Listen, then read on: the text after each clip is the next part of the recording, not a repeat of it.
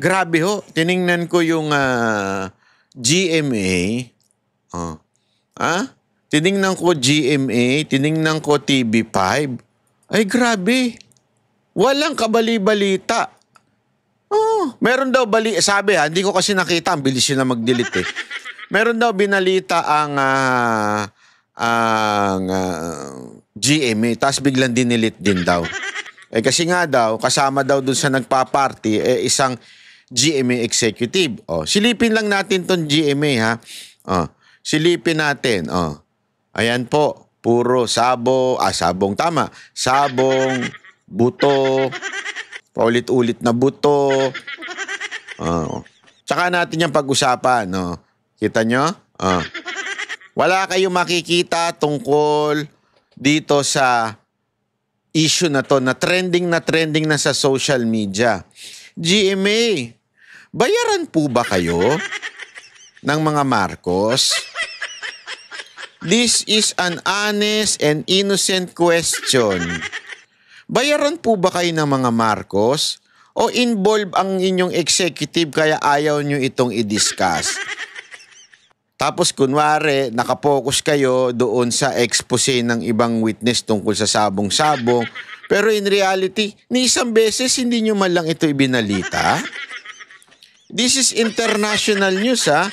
Sabi ko nga sa programa ng SMNI, kagabi, sabi ko, isipin nyo ito kung si Vice President Sara Duterte ito. Isipin nyo kung si Vice President Sara Duterte, tapos may kasama siya, halimbawa, yung Luka-Luka, halimbawa, kasama niya, tapos na-overdose si Luka-Luka.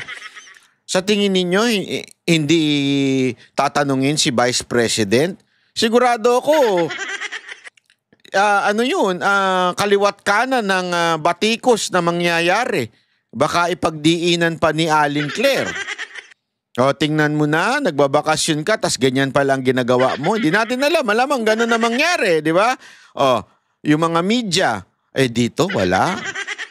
Wala akong nagsalitang media. Magtataka ka talaga.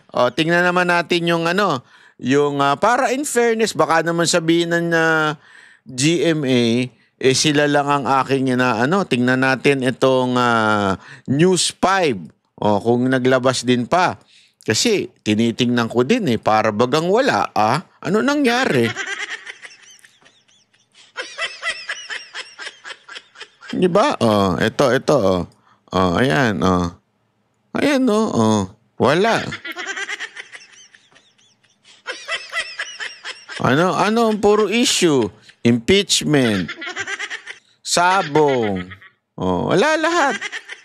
Mantakin mo, trending to international. Tapos impeachment na naman. Di ba? Ito po'y trending. Pero sila hindi nagbabalita. Anak ng weteng, News 5. Ako nagtatanong lang din sa inyo. Ito, tanong ko lamang din po sa inyo, News 5, binayaran po ba kayo ng gobyerno ni Marcos para wag magsalita sa mga ganitong issue? Hindi kasi tinan nyo, ha? Ito, may panahon pa kayo sa chismis ayan, may Ex-Representative Dan Fernandez, matipid ang sagot tungkol sa relasyon nila ni Ivana Alawi. Gago! Mas may sense po ba yan? Hindi, ako nagtatanong lang po ako Mas may katuturan po ba yan para sa bayan natin? Kesa sa issue na kung kasangkot ba ang First Lady doon sa issue ng overdose kay Tantoco, mas importante po ba yung buhay na may buhay? Anong pakialam nyo kung magmahalan sila, magbengbangan sila? Hindi, alimbawa lang totoo. Anong pakialam natin? Problema na nila, magbengbangan sila kung gusto nila. Hindi na natin problema yun. Ngayon, unless may asawa si Dan Fernandez, ang may problema na doon, yung asawa niya. Hindi na rin tayo dapat makialam doon. Tama, mali. Kung hindi na sila masaya sa isa't isa, hindi na natin problema yun. Hindi, again, I'm not saying this is true, this is not true. Wala akong pakialam kung sila ni Ibana. Nag-move on na ako kay Ibana, ayoko na siya. Para naman gusto kanya. Hindi, totoo naman. Walang tayong pakialam dyan. Pero mas pinagbigyan pang halaga ng News 5 yung issue ni Ibana tsaka ni Dan Fernandez kesa dito sa anak ni Sandro at yung di umano'y nachichismi sa kanyang actress na naandoon sa Amerika, di umano'y kasama nung namatay na si Tantoco. Tama, mali. Again, hindi po sa akin ang gagaling yun. Yun po ay galing lamang sa balita at dokumento na natanggap ni Bobby Tiglao. Kaya nga sana maganda dito sagutin. Di ba? Anong ginagawa nyo? Tahimik kayo. Naku po. Sabi nga nila, silence means yes. Di ba? Ano kaya ang dahilan at bakit hindi nag-appear ngayon si Aling Claire? Nag-resign na po ba siya? Nag-ibang bansa na siya? Tumakas na siya sa ibang bansa? Bakit hindi ho siya nagsasalita? Buti pa ito Although, andali lang buti pa ito nagsalita pero bitin. Bakit? Ipapaliwanag ko sa inyo. Humihingi ng full report sa Malacanang si Senador Amy Marcos kaugnay sa pagkamatay ni Paulo Tantoco sa Los Angeles noong March 8. Kasama na riyan ang anumang direct o indirect na pagkakasangkot ni First Lady Lisa Araneta Marcos. Kasama ng unang ginang si Tantoco sa delegasyon ng mga dumalo sa Manila International Film Festival nang masawi ang Rustan's executive dahil sa drug overdose ayon sa isinasagawang investigasyon. Nako, ayan So, merong statement. Alam mo, una sa lahat, palakpakan. Pero, bitin. Bakit? Gago! Kasi po, yung pag-iingay na yan, kahit kaming mga vlogger, kaya namin mag-ingay. Iyan ay nonsense kung hindi nyo patatawag. Kung hindi kayo magpapahiring. Diba? Ipahiring nyo. Bakit po? Again, chairman ng foreign policy sa Senado, si Amy.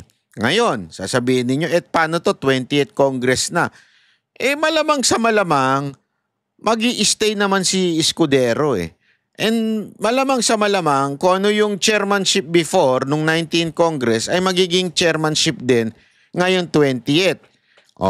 Siyempre, matatanggal lang yung sa Blue Ribbon Committee. Dati, di ba, si Tolentino. Malamang sa malamang ngayon, si Marcoleta na. So, umaasa tayo dito sa pagdating sa chairmanship na si Senator Amy, magpatuloy po sa kanya yung foreign policy. Di ba? Not foreign policy, I'm sorry. Foreign relation na chairmanship sa kanya. So, therefore, hindi sapat yung mag-ingay ka lang, madam. Kasi yung pag-iingay, madali lang yan.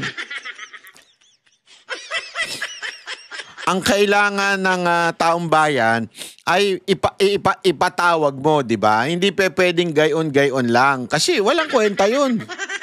Mag-iingay ka lang. Kayang-kaya kong gawin yun, mag-ingay. Di ba?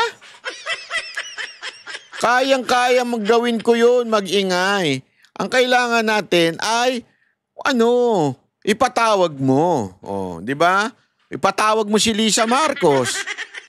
Kung ayaw niyang umattend at magtatago siya sa may immunity ba siya? Parang wala naman. Ipatawag mo. Kung ayaw mo siyang ipatawag, ipatawag mo yung artista na nalilink kay Sandro. Baka yun, ma-corner mo, malaman mo katotohanan. Ipatawag mo yung asawa. Yun, wala ring immunity yun. Di ba? Ang dami mong pwedeng gawin ipatawag mo si Aling Claire. Ipapaliwanag mo sa kanya. Akala ko ba fake news? Ito pala may totoo. Ibig sabihin, sumasagot ka ng wala kang kaalam-alam. So ikaw pala ang fake news peddler. Gago! Diba? So kailangan may gawin ka pa. Hindi sapat. Ulitin ko ha. Maganda yung ginawa mo. Palakpakan. Pero hindi sapat. Walang kwenta yan. Sa totoo lang, madam. Walang kwenta yan kung hindi nyo ipapatawag. Walang kwenta yan. Ha? So we expect more from you. Oh. Uy, Joey. Baka mamaya sabihin mo na naman. We expect so much kay Senator Amy. Oh, of course. Pagkatas niyang ginamit si VP Sara Duterte, we will not expect more from her. Joey naman, di pwedeng ganun. We will expect more from her. Hindi, pero wala pa naman sinasabi si Joey ganun, ha? Pinangungunahan ko lang isip niya.